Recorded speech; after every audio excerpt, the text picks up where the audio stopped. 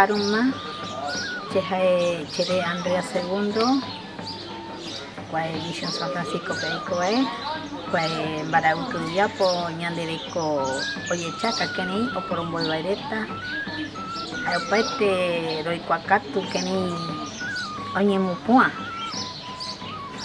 Yeco Cabivena, Metinami, Yeco Vena. Muy buenas tardes, yo soy Andrea II de esta comunidad.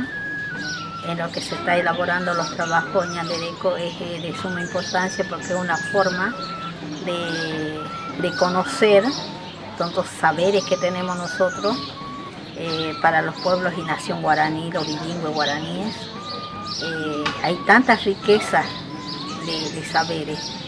Para mí el Ñandereco engloba todo porque es una formación de ética moral más que nada, de todo lo que se requiere como nación guaraní y también como un pueblo, o sea, es una forma de dar una definición de lo que tenemos que dar a conocer a través de institucionalmente, porque de nada nos sirve que nosotros sepamos y si no tenemos esto, una integración dentro de todo lo que es la parte institucional, de nada nos sirve y no tiene que reconocer los saberes, la importancia que tenemos nosotros.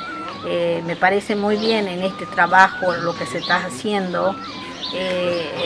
Para mí es un orgullo de estar, porque ya una vez más como nación guaraní, de fortalecer a todo el pueblo, no solamente como nación guaraní, sino todos los pueblos, autoayudarnos entre todos para dar a conocer la riqueza que tenemos en Argentina.